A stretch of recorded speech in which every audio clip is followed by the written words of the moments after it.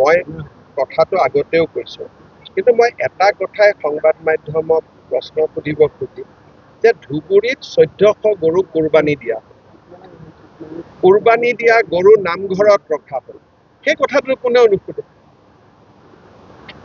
এইকেইটা গৰুটো জীয়াই ৰখা হৈছে, যিকেইটা গৰুক কোৰবানী দি মাৰি পেলোৱা হ'ল নৃশংসভাৱে, তাৰ সেই নৃশংসতাই অসমৰ কোনো সাংবাদিকতাৰ হৃদয় নকঁপাই নেকি? মই সুধিব খুজিছোঁ আপোনালোকক। 1400 গৰু একেদিনাই কোৰবানী দিলে, কাৰোতো মই অলপো দুখ নেদেখা নাই।